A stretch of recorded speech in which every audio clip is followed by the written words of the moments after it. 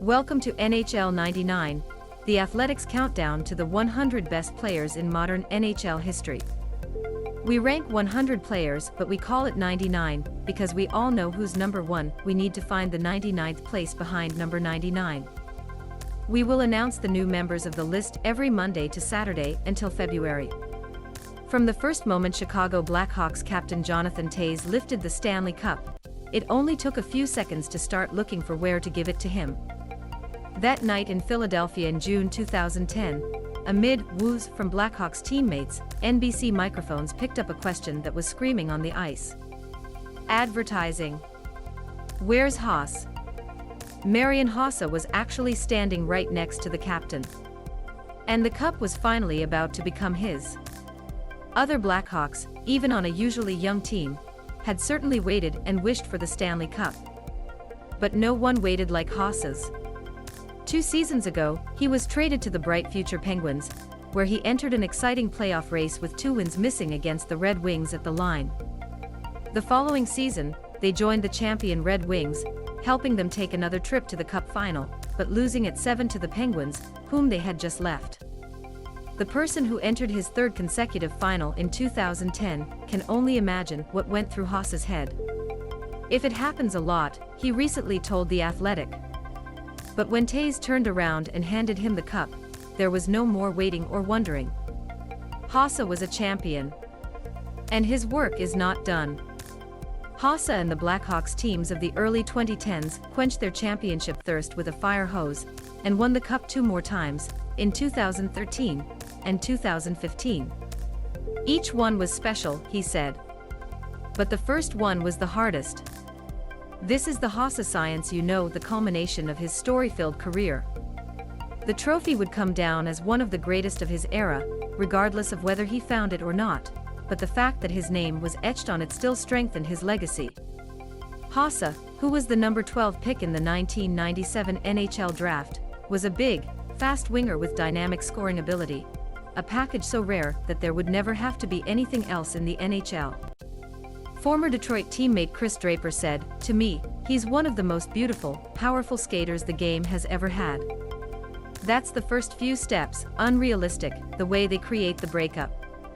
Todd McClellan, who coached against Hossa in his first season, said, "He was big and I remember using and protecting the disc while he was using his body. Had those skills and then he had the vision, and everything else that came with it." Advertising. In 1,309 NHL games spanning 19 seasons, Hossa scored 525 goals and 1,134 points. Even those numbers may have put him on the Hockey Hall of Fame. But that wasn't enough for him. He also became a leading defensive winger, placing in the top 20 10 times in the Zelka Trophy voting. Mike Yeo, Hossa's coach in Pittsburgh, said, "Sometimes we all think, okay, I'm working as hard as I can. But player A and player B often have a different definition of what hard work is. And I think he's the guy who shows everyone that there's another level of work in your game." This marriage of rare physical gadgets and equally unusual driving ultimately led Hossa to take the 83rd place on the Athletics list of the NHL's top 100 players of the post-expansion era. But it doesn't answer the impossible question of what drives someone who has already been able to do so much, especially on the decidedly unpretentious defensive side of the punch, to drive harder. Former Pittsburgh teammate Ryan Malone assumed, just in it.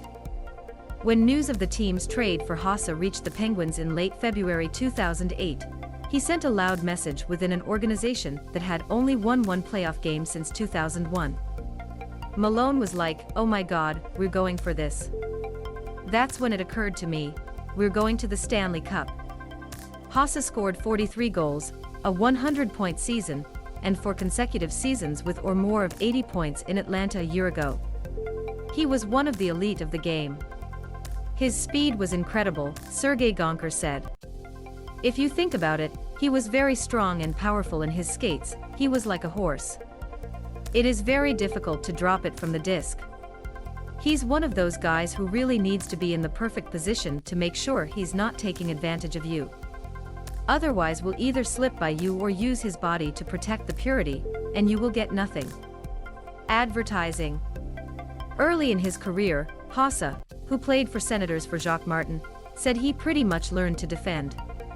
Of course, his speed and size gave him the characteristics of it. But a big part of the defense is commitment, and not every attacking star, no matter how equipped he or she is, wants to dedicate his or her efforts to this side of the discuss.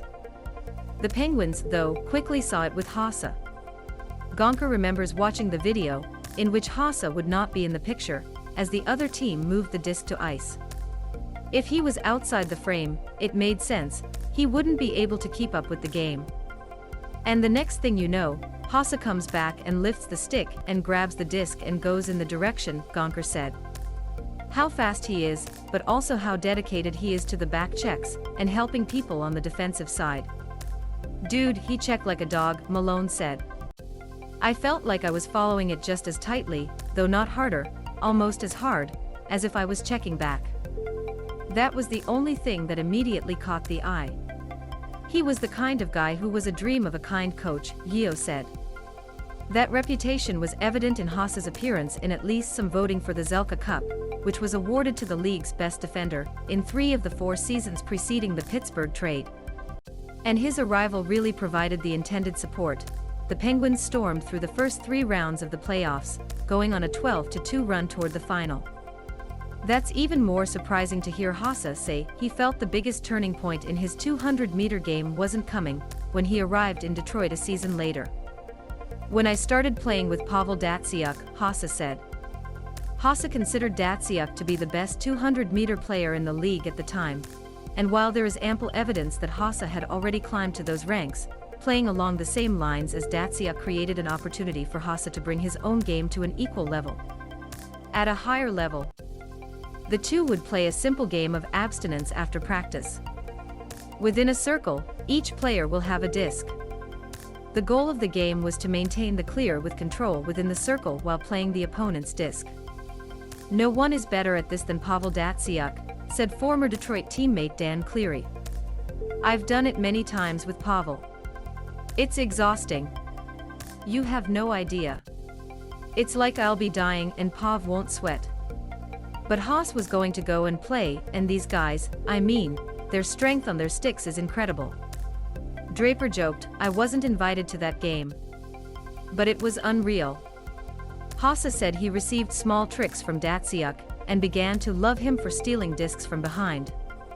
In this way, perhaps Detroit can be seen as a graduate school of sorts for a player who is already among the best in the sport, but has not found his way to this difficult trophy.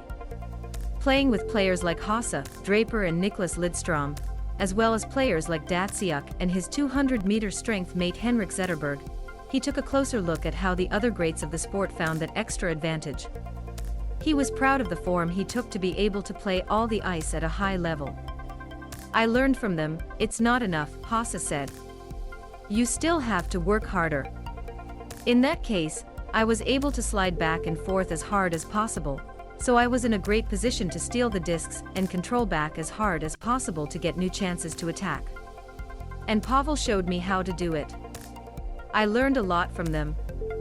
I've had some contact before, but that year he really helped me and gave me a lot to bring to the young Chicago team that year.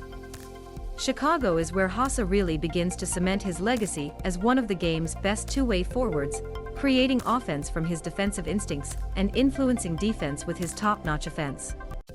He played the game with such a great conscience on the defensive side that it led to a lot of opportunities for him on offense, Yeo said.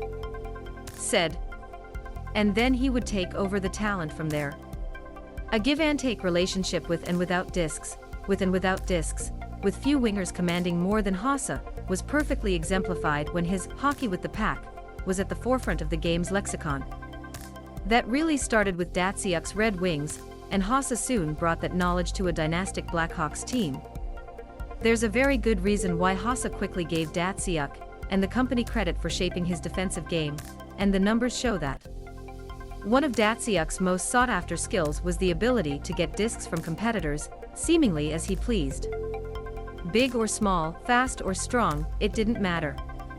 After Hossa left Wings in 2009, Datsyuk managed all the players for the rest of his career, with a 4.4 takeaway in 60 minutes, almost a full pack better than the next best player. Only 8 players served